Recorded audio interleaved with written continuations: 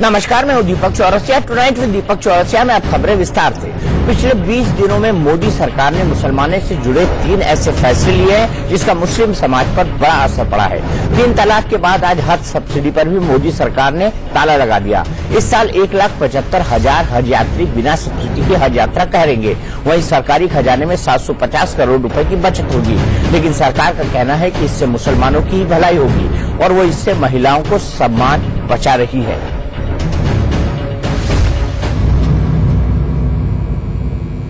हज सब्सिडी 2018 के हज के बाद नहीं रहेगी, 2018 में के हज में नहीं रहेगी।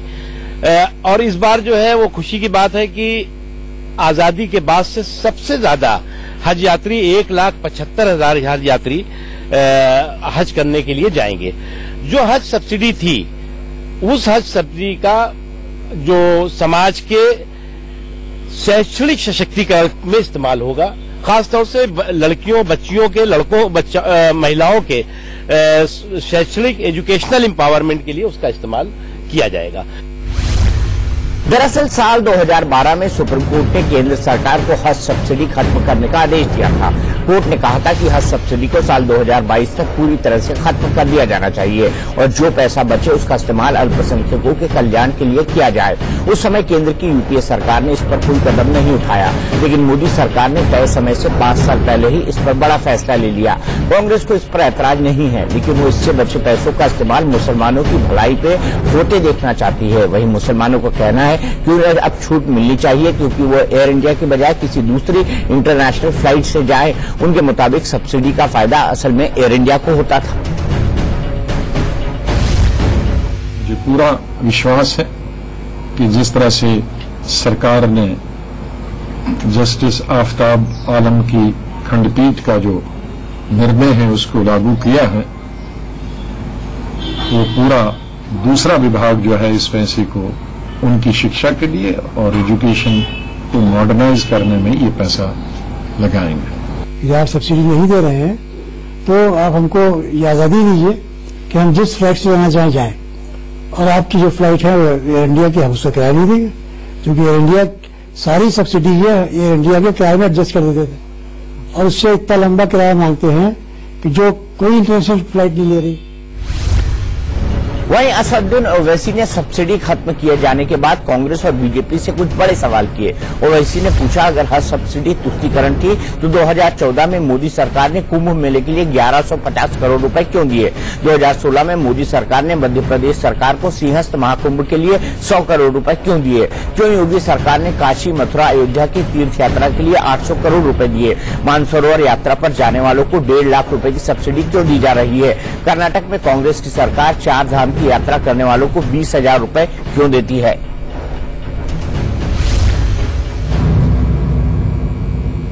गुजरात की गवर्नमेंट, जहां पर गुजरात मॉडल सारी दुनिया में बताया जाता है, वहां पर गुजरात की सरकार पिछले कई सालों से हिंदू प्रीस्ट को तनख्वाहें दे रही है। क्या वो अपीजमेंट है? ओवैसी जैसे नेता हज पर सब्सिडी खत्म किए जाने को हिंदुत्व के एजेंडे से जोड़कर देख रहे हैं, लेकिन हिंदुत्व की आवाज बुलंद करने वाले विश्व हिंदू परिषद के अध्यक्ष प्रवीण तोगड़िया ने बेहद सनसनीखेज आरोप लगाए हैं। कल रात तोगड़िया अहमदाबाद में बेहोशी की हालत में मिले थे।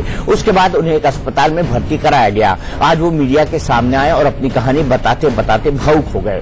तोगड़िया ने आरोप लगाया कि उनका एनकाउंटर करने की साजिश रची गई। इस वजह से ही उन्हें अचानक अहमदाबाद के अपने ऑफिस से निकलना पड़ा। उन्होंने अपने फोन भी बंद कर दिए थे ताकि उनकी लोकेशन को ट्रेस नहीं किया जा सके। तोगड़िया ने किसी का नाम नहीं लिया, लेकिन आरोप लगाया कि उनकी आवाज को दबाने की कोशिश की जा रही है, लेकिन वो राम मंदिर के हक में और गो हत्या के खिलाफ अपनी आवाज को उठाते रहेंगे। सबसे पहले देखिए ऐसा क्या हुआ कि तोगड़िया 13 और 14 जनवरी की रात को अचानक गायब हो गए। देश के 10,000 डॉक्टर मैंने तैयार किए जो गरीबों की सेवा करें। सेंट्रल आईबी ने उनके घरों पर जाकर डराना शुरू किया। मैंने केंद्र सरकार को पत्र लिखा और वही क्रम में सेंट्रल आईबी अनेक चीजें आज भी करने लगी है। 188, 144, 153 जिन केस की जानकारी भी मेरे पास नहीं है, वो 20-20 साल के देश भर के केस निकलवा कर अरेस्ट करके एक जेल से दूसरी जेल में भेजकर डराने का क्रम गुजरात से शुरू हुआ और कल मकर संक्रमण के दिन राजस्थान का पुलिस का काफिला और वो गिरफ्तारी वारंट लेकर, समन्स आता है bailable warrant, non bailable warrant, गिरफ्तारी का काफिला लेकर आया। तोगड़िया के मुताबिक राजस्थान में उनके खिलाफ कोई ऐसा मामला नहीं था।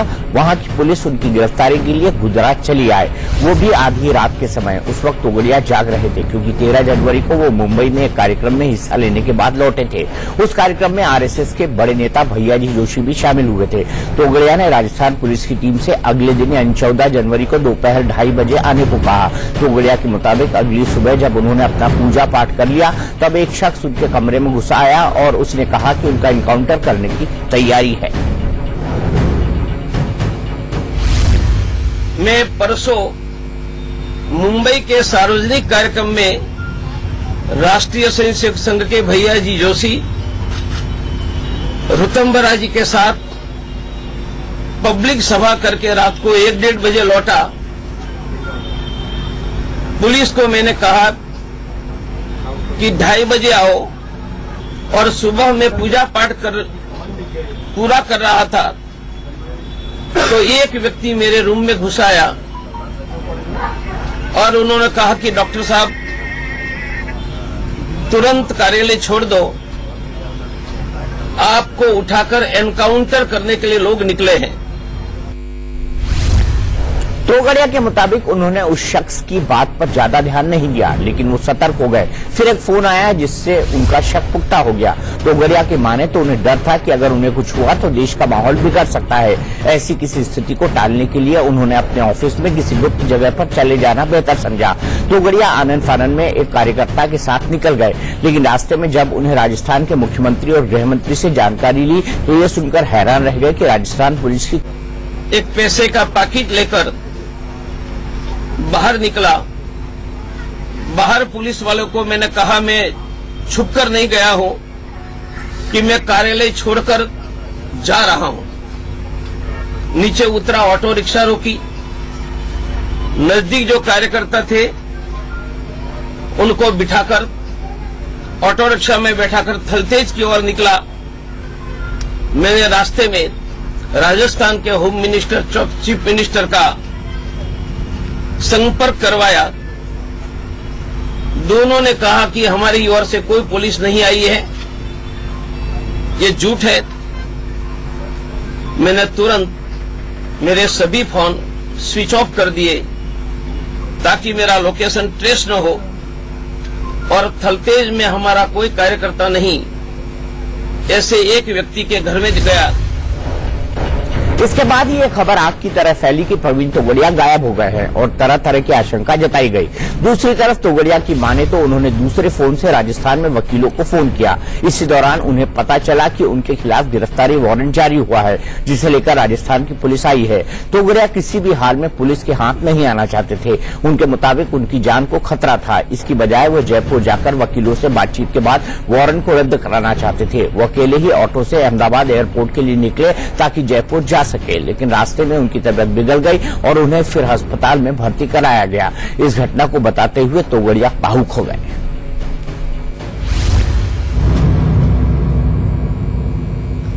मैं अकेला ऑटो रिक्शा में निकला और अंडरब्रिज से आगे गया। चक्कर आने लगा, पसीना आने लगा।